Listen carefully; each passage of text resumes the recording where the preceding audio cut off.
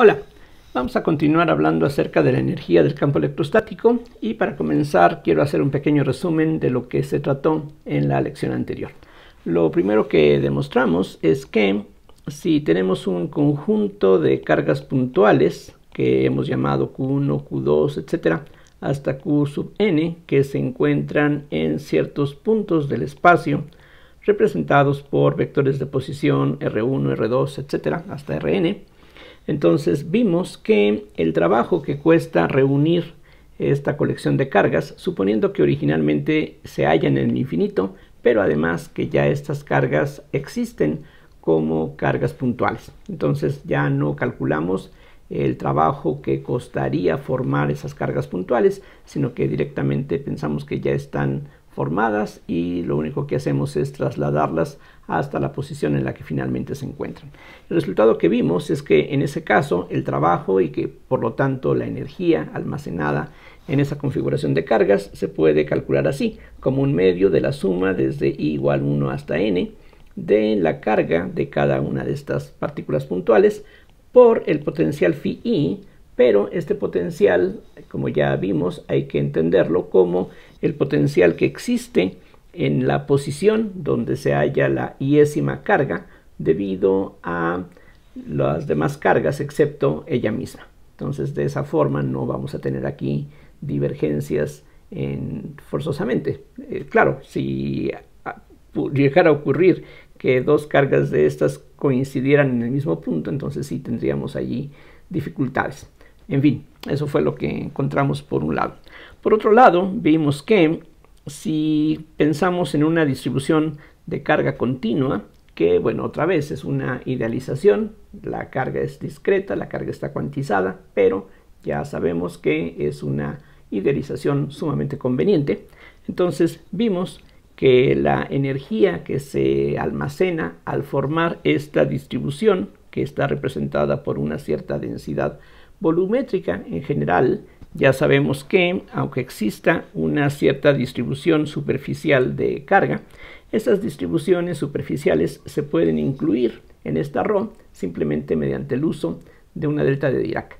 Aquí, bueno, digo simplemente, quizá no sea tan simple en apariencia, pero a lo que quiero referirme pues es a que hablando de una densidad volumétrica, en cierta forma estamos incluyendo todas las posibilidades, tanto de carga que está ocupando un volumen, una superficie o la longitud de un hilo de grosor 0.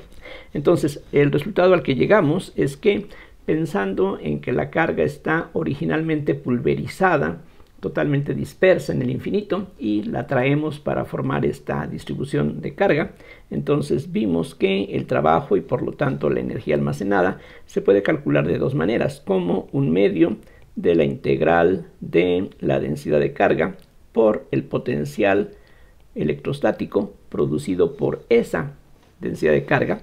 Y aquí pues, como ya había recalcado en la lección anterior, esta ρ sería la densidad de carga libre que nosotros traemos desde el infinito y esto hay que integrarlo en la región en donde se encuentra esta carga libre, pero como ya se ha recalcado, si en realidad integramos sobre todo el espacio no habría diferencia porque se supone que en las regiones donde esta densidad vale 0, pues allí la contribución a la integral también vale 0. Y esta expresión se puede también poner en términos de campos solamente, como un medio de la integral de E.d diferencial de volumen. Aquí no lo recalco, pero de la misma manera en que la densidad de carga y el potencial pueden variar de un punto a otro, lo mismo pasa con las magnitudes y los vectores, los campos vectoriales E y D, que precisamente en cada punto del espacio pueden tener un valor distinto. Ya lo vamos a ver en unos minutos más cuando veamos un ejemplo concreto del cálculo de esta energía, en un caso muy sencillo, pero que pues puede resultar ilustrativo. Aquí ahora en esta última integral estamos suponiendo que se integra sobre todo el espacio. De nuevo, no es totalmente indispensable que integremos sobre todo el espacio, porque, por ejemplo, si estamos pensando en regiones en donde existen conductores, dentro del conductor el campo eléctrico va a ser cero, así es de que si excluimos esas regiones no va a cambiar nada, básicamente por la misma razón que se mencionó antes. Ahora, un caso muy interesante es el caso en el que tenemos un conjunto de conductores, entonces que en principio pueden tener formas arbitrarias. Entonces tenemos aquí un conductor 1, un conductor 2, etcétera, que pueden tener, repito, la forma que ustedes gusten, y cada uno de ellos va a poder tener una cierta carga que puede ser cero, o sea que pueden no tener carga, y estamos llamando a esas cargas Q1, Q2 hasta Qn. Lo que va a ocurrir entonces es que en cada uno de estos conductores, tengan carga o no, vamos a tener un cierto potencial que tiene que ser constante en todos los puntos del conductor. Entonces, en todos los puntos del conductor número 1 vamos a tener un cierto potencial φ1 que es debido a la carga que existe en todos los conductores, inclusive el mismo conductor 1, etcétera. Este otro conductor va a tener un potencial φ2 y así hasta llegar a φn. Y aquí estamos adoptando la convención de que los potenciales se escogen de tal forma que valgan cero en el infinito. Entonces lo que vimos es que cada uno de los potenciales de cada uno de estos conductores tiene que ser una combinación de la forma PIJ por QJ, es decir, que si hacemos que algunas de estas cargas valgan cero, bueno, las que sobrevivan van a producir potencial sobre esos conductores, y si todas las cargas son diferentes de cero, simplemente los efectos se van a sumar. Estas P's, como ya se señaló, se conocen como coeficientes de potencial, lo cual suena como un nombre bastante razonable. Y en principio estas P's, bueno, son constantes si estamos pensando en una geometría, es decir, en un arreglo geométrico determinado. Es decir, si este conductor tiene una forma específica, este otro tiene una cierta forma también dada, y se encuentran en ciertas posiciones, a cierta distancia, en cierta orientación, que no vamos a cambiar, entonces estas P's son constantes. Ya vamos a ver un poquito de esto en forma concreta en unos minutos más. Y estas P's tienen un significado físico bastante simple. Aquí lo que se puede ver de la expresión que define a estos coeficientes, aquí la suma, recuerden, va de 1 a n, entonces se puede ver fácilmente que P y J sería el potencial en el iésimo conductor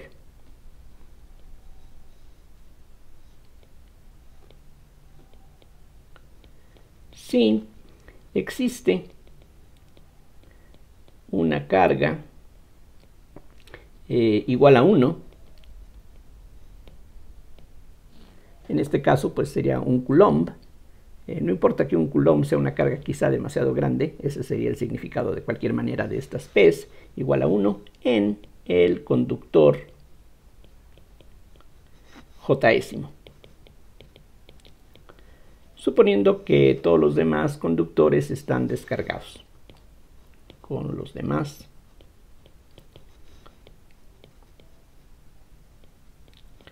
y eso se ve fácilmente de la expresión que aquí tenemos. Si todas las cargas excepto una de ellas valen 0, entonces solamente habría un término en esta suma, y si en ese único término que hay la única carga que sobrevive vale 1, pues entonces lo que vamos a tener es que la φi sería igual a simplemente uno de estos coeficientes, que por lo tanto tienen este significado físico. Algo que no es tan obvio es que PIJ y PJI tienen que ser exactamente lo mismo. Es decir, tomemos un caso sencillo. Pensemos en un conjunto como aquí se ve de n conductores que pueden estar, como dije, dispuestos en forma totalmente arbitraria. Entonces, si hacemos que las cargas en todos estos conductores sean 0, excepto en este último conductor, si aquí ponemos una carga de un coulomb, entonces esta carga que aquí hemos depositado va a producir un campo eléctrico a todo alrededor, y en este conductor vamos a tener un cierto potencial que se llama Φ1. Entonces ese potencial se va a deber solamente a la carga que aquí hemos depositado, aunque la presencia de todos los demás conductores también influye, porque como ya sabemos, si este conductor está cargado, va a producir un campo que va a hacer que las cargas, aunque esta carga Q2 valga 0, de todas maneras, la carga Q2 vale 0 en forma neta. Vamos a poder tener cargas que se redistribuyen para lograr que dentro del conductor el campo sea 0, y esas cargas que van a aparecer en la superficie del conductor, aunque en total sumen 0, también van a producir un campo eléctrico. Así es de que vamos a tener la influencia de todos los demás conductores, inclusive este mismo, y lo que finalmente valga este potencial puede ser algo pues sumamente difícil de calcular. Pero una vez que probemos que PIJ y PJI son iguales, eso va a significar que el potencial que hay aquí, cuando aquí ponemos una carga de 1 coulomb, tiene que ser exactamente lo mismo que el potencial que hay aquí, cuando aquí ponemos una carga de 1 coulomb, manteniendo todos los demás conductores en donde están con carga 0, y como dije, en ellos se va a inducir carga, aunque el total sea 0, simplemente se va a redistribuir la carga positiva y negativa para hacer que los campos en el interior de los conductores valgan 0, pero esas cargas inducidas van a tener un efecto que aquí de alguna forma tendrían que estar presentes, y eso es lo que hace difícil calcular esos coeficientes en forma general. Bueno, entonces esa es la observación y básicamente hasta aquí habíamos llegado en la sesión pasada. Ahora, se pueden combinar las expresiones que aquí tenemos para hallar la energía en el caso de este conjunto de conductores. Como ya sabemos, la energía se puede calcular así, y lo que ya vimos es que de esta expresión, tomando en cuenta que el potencial es constante en cada uno de los conductores, la energía que se estaría almacenada en esta colección de conductores, es decir, el trabajo que nos cuesta reunir esta carga, se calcularía así como un medio de la suma de I igual a 1 hasta n de la carga de cada uno de estos conductores por el potencial en cada uno de ellos. Entonces tendríamos aquí QI por Φi, y en este caso no hay una restricción similar a la que teníamos aquí anteriormente. Aquí recuerden, esta Φi era el potencial en la posición de la carga QI, pero sin tomar en cuenta el campo que la misma carga QI produce. Esta Φi se debía solamente a las restantes n-1 cargas puntuales. En cambio, en esta otra expresión que tenemos aquí abajo, cada uno de estos potenciales es el potencial que hay en cada uno de esos conductores, tomando en cuenta todas las cargas que están aquí presentes. De acuerdo con esta expresión, entonces, veíamos, esto se puede escribir como un medio de la suma sobre I y J desde 1 hasta n. De esa manera abreviamos esta doble sumatoria de, bueno, pues lo que tendríamos sería QI por PIJ QJ, que simplemente para que se vea un poquito más agradable la expresión, se puede escribir de esta manera. Y entonces esto nos muestra que para el caso de un conjunto de n conductores que pueden tener cargas arbitrarias, la energía almacenada es una cierta expresión cuadrática o una forma cuadrática en las cargas con coeficientes que forman una matriz que precisamente está constituida por los coeficientes de potencial. Vamos a usar esta expresión junto con los resultados de la lección pasada para demostrar que estas P's tienen que ser forzosamente las entradas de una matriz simétrica, que es justamente lo que mencionaba aquí previamente, que el potencial que hay aquí, cuando aquí ponemos una carga 1, es lo mismo que el potencial que hay aquí, cuando aquí ponemos una carga 1, y todos los demás conductores están descargados, pero aún así su presencia importa, tiene efecto. Noten que si en lugar de pensar que aquí ponemos una carga 1 y calculamos el potencial aquí, y el resultado es el mismo que el potencial aquí, si aquí ponemos una carga 1, podemos modificar esa carga 1. Después de todo, 1 es 1 coulomb o 1 la unidad que nosotros especifiquemos. Si aquí pongo una décima de Coulomb, aquí va a haber un cierto potencial que es el mismo potencial que hay aquí si aquí pongo una décima de Coulomb. Entonces aquí simplemente nos fijamos en una carga unitaria por hacer las cosas concretas para que directamente estemos hablando pues de estos coeficientes. Bien, entonces vamos a probar la siguiente proposición que afirma que PIJ es igual a PJI. Y la prueba que vamos a ver consiste en lo siguiente. Supongamos que la carga Q3, por decir algo, se modifica.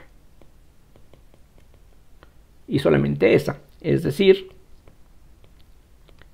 que dQi es igual a una delta de Kronecker por dQ3. Vean que justamente por la definición de la delta de Kronecker, esto significaría que dQ1 vale 0 porque estos dos índices son diferentes, dQ2 vale 0 porque estos dos índices son diferentes, dQ3 sería 1 por dQ3, que sería una trivialidad, dQ4 sería 0, dQ5 sería 0, etc. Entonces con esta expresión precisamente estamos representando en forma breve que la única carga que se está modificando es la carga Q3. En ese caso, lo que vamos a tener es que la energía almacenada en el conjunto de conductores va a cambiar. Y para eso simplemente tomamos esta expresión y calculamos la diferencial correspondiente. Entonces lo que vamos a tener es un medio de la suma sobre I y J de 1 hasta N. Las P's no dependen de las cargas, dependen del arreglo geométrico solamente.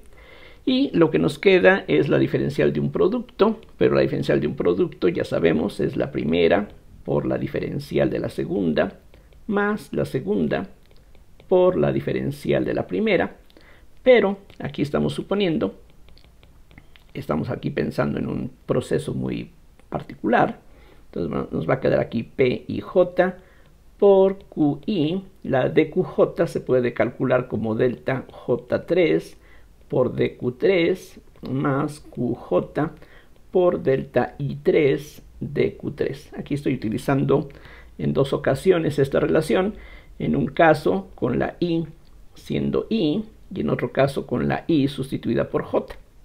Bien, estas deltas de Kronecker nos permiten hacer una de estas sumas. Lo que va a ocurrir ahora es lo siguiente. Si aquí distribuimos, si quitamos este paréntesis, en esta primera parte, gracias a esta delta de Kronecker, la suma sobre J se va a poder calcular y va a quedar pendiente la suma sobre I. El único término que va a sobrevivir en la suma sobre J es aquel término en el que la J vale 3. Entonces nos va a quedar PI3 por QI de Q3. Mientras que de la segunda parte, que también va a estar afectada por este factor 1/2, gracias a esta delta de Kronecker, la suma sobre I la podemos hacer de inmediato. De la suma sobre I solamente va a sobrevivir el término en el que la I vale 3, pero la suma sobre J tiene que seguir aquí todavía indicada. Entonces lo que vamos a tener es P3J por QJ por dQ3. Y en todo esto hay dos factores que podemos ahora extraer. El 1/2, por supuesto, y la dQ3, que van a multiplicar a la suma desde I igual a 1 hasta N de PI3 por QI, más la suma desde J igual a 1 hasta N de P3J QJ. Ahora recuerden que en una suma como las que tenemos en estas expresiones, el nombre de la variable de suma no es relevante. Aquí, ahora, en donde solamente hay una suma sobre J, esta J la puedo sustituir por una K, por una L, por una I o cualquier otro símbolo que me guste. Y aquí ocurre algo similar. En lugar de esta I, puedo sustituir una J, una L, una K o cualquier cosa. Lo que voy a hacer para reunir estas dos en una sola suma es a la J que aparece aquí llamarle I. Entonces, en ese caso, vamos a poder reunir en una sola sumatoria las dos. Y lo que vamos a tener es la suma desde i igual a 1 hasta n de pi3 por qi, que es lo que ya teníamos aquí. Y esta otra suma, simplemente cambiando la j por la i, nos va a quedar como p3i por qi. Entonces vamos a tener aquí más p3i. Entonces la idea es que esta suma y esta suma dicen exactamente lo mismo. Y eso es entonces lo que aquí tenemos. Guardamos esa expresión y por otro lado vamos a calcular cuánto tiene que cambiar la energía del sistema. Entonces, por otra parte, aquí pues conviene tener una imagen geométrica de lo que está ocurriendo. Recuerden, tenemos aquí un conjunto de conductores. Este es el conductor número 3, que tiene una carga Q3 que estamos modificando. Entonces, al traer una carga desde el infinito, que se llama de Q3, la energía del sistema va a cambiar, y va a cambiar precisamente de acuerdo o por la cantidad de trabajo que tengamos que hacer para traer esta carga. Entonces, por la expresión inicial que teníamos en la lección pasada, este cambio de energía o este trabajo que tenemos que hacer sería simplemente el potencial que hay en el tercer conductor por la carga que estamos trayendo. Aquí recuerden que estamos escogiendo el cero del potencial en el infinito. Por eso es que esta phi3 ya representa la diferencia de potencial entre el infinito, que es desde donde estamos trayendo esta carga, y este punto donde se encuentra el conductor. Pero el potencial phi3 se puede escribir, de acuerdo con lo que se dijo antes, como la suma desde 1 hasta n de los coeficientes de potencial P3i, por ejemplo, por QI. Aquí, si gustan, podemos agregar un paréntesis. Entonces, recuerden, de la definición de los coeficientes de potencial, cada uno de los potenciales de cada uno de estos conductores depende de las cargas. Y precisamente los coeficientes que nos dan esa relación son estas P's. Entonces, esta expresión y esta tiene que coincidir. Y vean ustedes que el dq3, aquí obviamente queremos que no sea 0, así es de que de la igualdad de estas dos expresiones, lo que se deduce es que un medio de la suma desde i igual a 1 hasta n de pi3 más p3i por qi tiene que ser igual a la suma desde i igual a 1 hasta n de p3i por qi, o para que las cosas sean un poquito más fáciles de concluir, lo que podemos hacer es la suma de la derecha incluir la del lado izquierdo. Esto entonces es equivalente a que un medio de la suma desde i igual a 1 hasta n de pi3 más p3i menos 2 veces p3i por qi es igual a 0. De tal forma que este coeficiente 2 se cancela con este 1 medio y esta parte corresponde a lo que teníamos del lado derecho una vez que está dentro de la sumatoria. Y claramente aquí podemos hacer una pequeña reducción, de tal forma que nos queda un medio de la suma desde i igual a 1 hasta n de pi3 menos p3i por qi, y todo eso tiene que ser 0. Obviamente este coeficiente de un medio se puede eliminar, y lo que nos queda es una suma que tiene que ser 0. Sí, pero tiene que ser 0 sin importar cuánto valgan las cargas de estos conductores. Recuerden que aquí no estamos suponiendo que tengan un valor determinado, inclusive pueden ser 0, así es de que lo que tenemos es que esta expresión tiene que ser 0 sin importar lo que sean estas Q's. Pueden ser cantidades positivas, negativas, 0, algunas pueden ser 0, algunas otras no, y uno se puede convencer fácilmente de que para que esto sea 0 siempre, aquí pues agrego que esto tiene que ser válido para toda QI. Eso implica que pi3 menos p3i tiene que ser 0, o lo que es lo mismo, que pi3 tiene que ser igual a p3i. Y lo que aquí hicimos con el conductor número 3, pues lo podemos repetir con cualquier otro, así es de que cambien este 3 por un 17 y vamos a obtener una relación similar en donde se intercambie ese índice en las P's. Entonces debe quedar claro que esto pues prueba lo que se quería demostrar en esta proposición. Vamos a ver un ejemplo para que se aprecie que esta relación no es en absoluto algo trivial. Vamos a pensar en algo que ya hemos considerado anteriormente. Imagínense ustedes una esfera conductora. Vamos a suponer que tenemos aquí una esfera conductora. Da igual si está hueca o está maciza. Entonces aquí pues tenemos una esfera conductora de radio A. Este va a ser nuestro primer conductor. Y el segundo conductor va a ser una esfera conductora, pero que vamos a tomar de un radio pues prácticamente cero. Entonces aquí sería otra esfera conductora, digamos de radio cero. Bien, este sería el segundo conductor del sistema y en este ejemplo solamente vamos a considerar a estos dos. Bueno, algo que es muy fácil de determinar es la expresión de P11. P11, de acuerdo con lo que se indicó antes, sería el potencial que hay en el primer conductor cuando en él ponemos una carga de 1 coulomb y este está descargado. Es decir, esto sería el potencial de la esfera 1 cuando Q1 es igual a 1 y Q2 es igual a 0.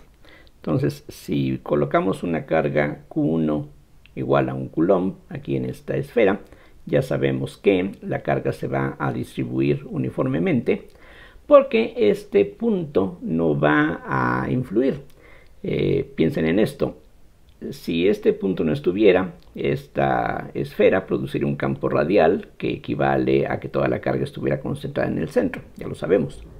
Pero debido a esta esfera conductora, aquí se va a inducir carga que pues produciría un efecto que modificaría las cosas. Sí, pero si es un punto, entonces la carga que se redistribuye pues prácticamente no lo hace porque no se va a mover nada. Si efectivamente el radio es cero, pues entonces efectivamente la presencia de este punto conductor no va a alterar las cosas.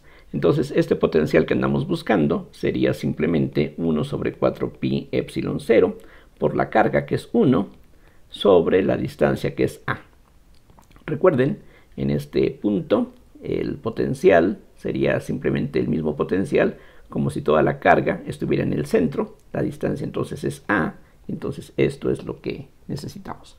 Vean que eso lleva a problemas porque si queremos aplicar esta misma expresión para esta otra esfera, su radio, que tomaría el papel de la A, si es 0, nos daría un valor infinito. Entonces mejor no nos preocupamos por eso y no vamos a hacer el intento de calcular la P22.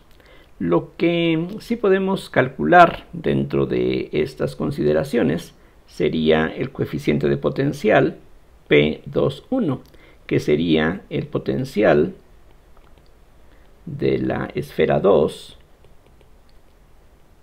otra vez cuando Q1 es igual a 1 y Q2 es igual a 0.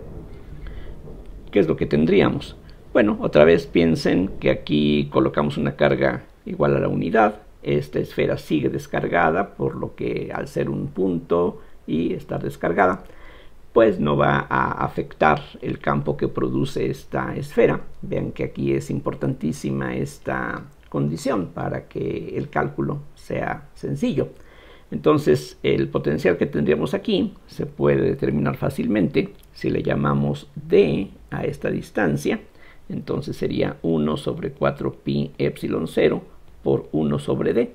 Nuevamente tomando en cuenta que aquí estamos pensando que hay una carga 1 y que el campo exterior es como si toda esa carga 1 estuviera concentrada en el centro. La distancia que hay entonces es la d y ese es el resultado que aquí tenemos.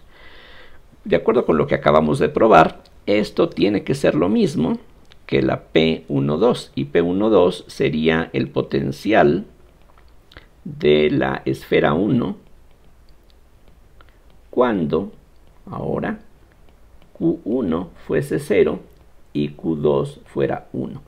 Es decir, ahora lo que habría que estar pensando es que aquí colocamos una carga puntual, esta esfera está descargada y esta expresión debe de ser entonces, de acuerdo con el resultado anterior, el potencial que hay en este conductor. Y vean que este resultado no suena de ninguna manera como algo obvio. Aunque, de acuerdo con lo que ya hicimos previamente, tampoco es tan difícil llegar a la conclusión de que esta es la expresión correcta.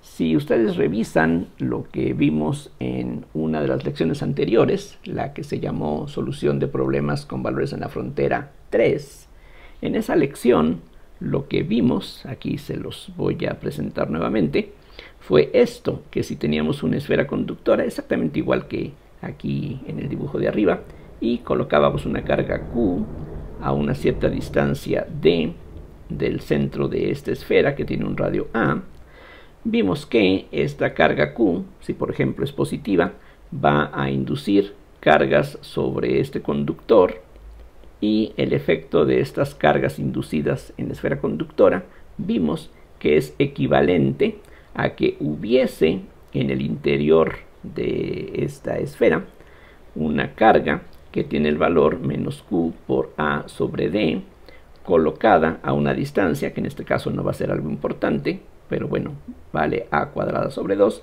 más otra carga que habría que agregar o que se podría agregar en el centro de la esfera, y el que se agregara o no dependería de cuál es la carga total que nos interesa tener en esta esfera.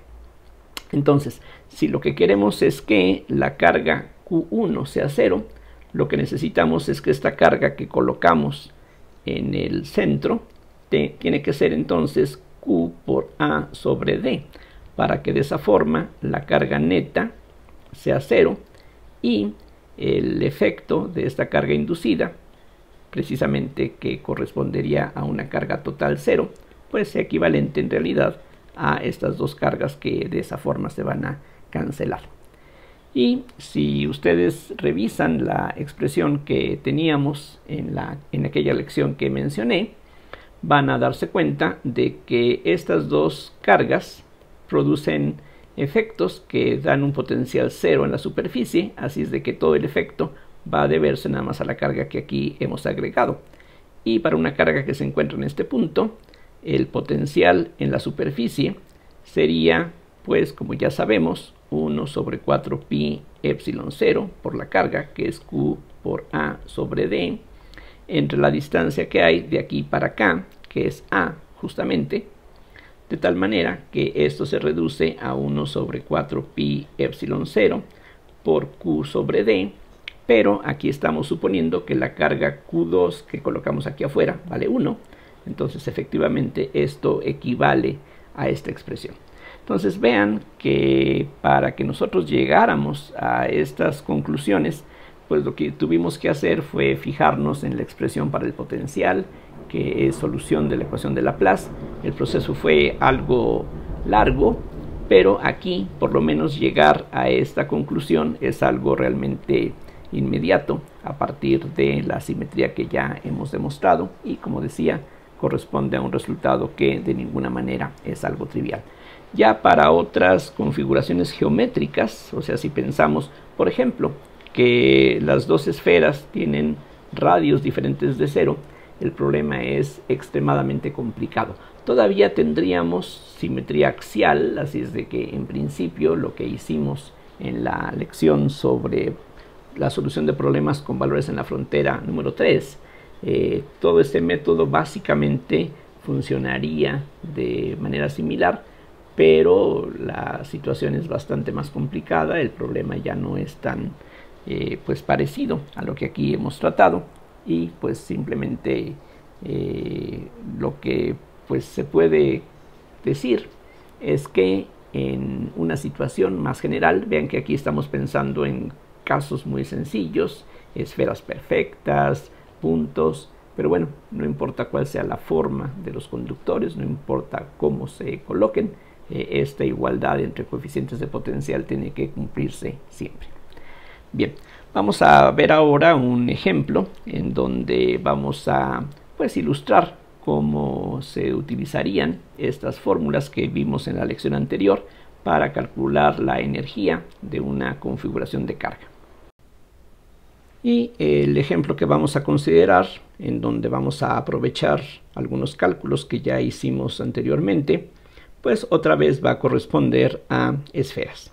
Entonces vamos a suponer que tenemos una esfera, digamos de radio B ahora, en donde hay una cierta densidad de carga uniforme que vamos a llamar ρ sub 0, exactamente como hicimos ya en alguna lección anterior. De hecho, si ustedes revisan las lecciones que se llaman Ley de Gauss 5 y Ley de Gauss 6, allí precisamente tratamos un problema similar a este. De hecho, lo que hicimos en esas dos lecciones, en la Ley de Gauss 5 y Ley de Gauss 6, fue considerar la región entre dos esferas concéntricas, pensando que aquí había una esfera más pequeña hueca de radio A. Entonces, en los resultados que tuvimos antes, tomamos la A minúscula igual a 0, y entonces ya tenemos una esfera completa, toda ella rellena de carga, con una densidad constante. Entonces, para no hacer los cálculos de nuevo, simplemente voy a copiar los resultados que tuvimos, y lo que necesitamos utilizar es esto, que el potencial en el interior de la esfera se puede expresar, como ya vimos, de esta forma, como menos ρ sub 0 sobre 6 epsilon 0 por r cuadrada, donde la r es la distancia del centro de la esfera, más otro término que es ρ sub 0 por b cuadrada sobre 2 epsilon 0, mientras que el potencial en el exterior pues tiene que ser algo que va como 1 sobre r. Ya sabemos que en el exterior de esta esfera el potencial y el campo tiene que ser equivalente a que toda la carga esté concentrada en el centro, y eso equivale pues a tener aquí ρ sub 0 por b cúbica sobre 3 epsilon 0 r. De esta manera, en el infinito, vean ustedes, el potencial tiende a 0, que es consistente con las convenciones que aquí estamos empleando, y precisamente este término constante es el que se necesita para que haya continuidad en el potencial. Por otro lado, si uno deriva estas expresiones, uno puede darse cuenta fácilmente, aunque de hecho hicimos el cálculo en forma directa. Sabemos que el campo eléctrico en el interior tiene que ser un campo radial, y ese campo tiene una magnitud que es ρ sub 0 por r sobre 3 epsilon 0. Simplemente deriven con respecto a r esta expresión y cámbiale de signo, y esto es lo que se obtiene. Y en forma similar uno halla que el campo eléctrico en el exterior resulta ser ρ sub 0 por b cúbica sobre 3 epsilon 0 r cuadrada, que de nuevo coincide con lo que ya sabemos. Para el exterior de esta esfera, el campo eléctrico equivale a que toda la carga esté concentrada en el centro, como ya había mencionado. Aquí de nuevo el campo eléctrico resulta ser una función continua, como también se puede verificar fácilmente. Entonces, lo que sigue es en realidad un ejemplo muy sencillo de cálculo integral. Entonces, lo que queremos determinar es qué tanta energía se almacena en esta esfera en el momento en que la cargamos, suponiendo que la carga originalmente estaba esparcida en el infinito y que simplemente aquí la reunimos. Voy a comenzar por el método que en este caso resulta ser un poquito más largo y laborioso, que es este. La energía se puede calcular integrando un medio de E.D diferencial de volumen, y este integral tiene que extenderse a toda la región del espacio donde haya campo eléctrico, y en este caso eso significa todo el espacio. Y vamos a suponer que aquí en la parte exterior, como aquí está pues ya implícito, tenemos vacío, así es de que simplemente la D sería epsilon 0 por E, así es de que esto es lo mismo que epsilon 0 sobre 2 por la integral de E cuadrada diferencial de volumen, y como aquí hay simetría esférica, el diferencial de volumen se puede sustituir por 4pi r cuadrada de r, que equivale a integrar sobre los ángulos si empleamos coordenadas esféricas. Así es de que todo el problema se reduce a calcular integrales sencillas sobre la coordenada radial r, que es la única variable que aquí tenemos. Entonces esto va a ser igual a epsilon 0 sobre 2, que multiplica. Entonces, como tenemos una expresión diferente para la parte interna y la parte externa, lo que necesitamos es sustituir lo que corresponde en cada una de esas dos partes. Entonces, por un lado, vamos a tener la integral desde 0 hasta b, que corresponde a la región interna, y tendríamos entonces un 4pi r cuadrada de r, que viene del diferencial de volumen, por la magnitud del campo eléctrico en el interior al cuadrado, o sea, un rho sub 0 r sobre 3 epsilon 0 que hay que elevar al cuadrado, y a eso habría que sumar la contribución a la energía por el campo que existe afuera de esta esfera cargada. Entonces ahí estaríamos integrando desde b hasta infinito, nuevamente 4pi r cuadrada de r, que corresponde al diferencial de volumen, y ahora necesitamos la expresión para el campo eléctrico en el exterior. Entonces eso nos da rho sub 0 b cúbica sobre 3 epsilon 0 r cuadrada, que hay que elevar al cuadrado. Las integrales en realidad son bastante simples. Aquí lo que vamos a tener es epsilon 0 sobre 2, y en la primera integral se puede extraer un factor 4pi rho sub 0 al cuadrado sobre 9 epsilon 0 al cuadrado, y queda la integral de 0 a b de r cuarta de r, mientras que en la segunda integral vamos a tener 4pi rho 0 al cuadrado b sexta sobre 9 epsilon 0 al cuadrado por la integral de b a infinito de 1 sobre r cuadrada de r. Entonces esto es simplemente epsilon 0 sobre 2, y vean que hay algunos factores que podemos extraer, como sería 4pi rho 0 al cuadrado sobre 9 epsilon 0 al cuadrado, que multiplica. De la primera integral solamente faltaría un factor r quinta sobre 5, que hay que evaluar entre 0 y b, y de la segunda, la primitiva sería un menos 1 sobre r. Entonces, quitando los factores que ya hemos extraído, lo que quedaría sería simplemente un b sexta por 1 sobre r, que hay que evaluar entre b e infinito. Entonces esto es igual a 2pi rho 0 al cuadrado sobre 9 epsilon 0. Vean que una epsilon 0 se puede simplificar. 4pi sobre 2 nos da 2pi.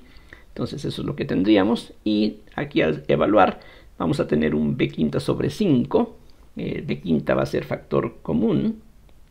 Entonces tendríamos un quinto en la primera parte. Y en la segunda lo que va a ocurrir es que en infinito esto da 0. Y en el otro extremo tendríamos un factor 1 sobre b. Entonces tendríamos un más 1 por el b quinta.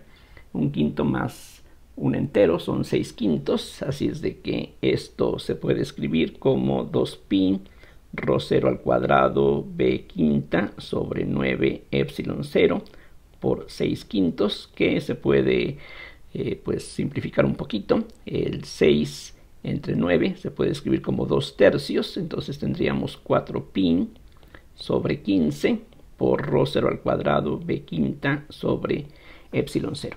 Entonces esta expresión algebraica nos da el valor de la energía almacenada al formar esta esfera cargada uniformemente con una densidad rho sub 0. Tenemos una forma alternativa de calcular la energía, que es esta como un medio de la integral de rho por phi diferencial de volumen, y esto tiene la ventaja de que la densidad de carga es diferente de 0 solamente aquí en el interior de la esfera. Así es de que en este caso solamente vamos a necesitar integrar dentro de la esfera. Entonces esto va a ser un medio de rho sub 0, que es una constante, por la integral, otra vez el diferencial de volumen nos lleva a 4pi r cuadrada de r. La r tomaría valores entre 0 y b nada más, y lo único que nos falta es el potencial que existe en el interior de esta esfera, que como se señaló antes tiene la expresión menos rho sub 0 sobre 6 epsilon 0 r cuadrada más rho sub 0 b cuadrada sobre 2 epsilon 0. Entonces eso es lo que tenemos que integrar ahora. Esto entonces nos lleva a un 2pi por rho sub 0 por la integral de 0 a b de r cuadrada de r por menos rho sub 0 sobre 6 epsilon 0 r cuadrada más rho sub 0 b cuadrada sobre 2 epsilon 0. Aquí claramente hay factores que se pueden extraer. De hecho, esto sería lo mismo que 2pi rho sub 0. Y aquí lo que voy a hacer es ya de una vez ir integrando término a término.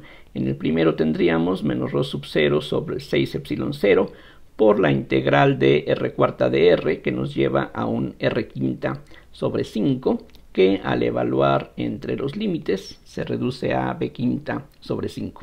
En el siguiente término tenemos rho sub 0 sobre 2 epsilon 0 por b cuadrada por un r cuadrada de r, que al integrarlo nos lleva a un r cúbica sobre 3, que a su vez produce un b cúbica sobre 3. Entonces, de nuevo, aquí las cosas son muy fáciles de simplificar.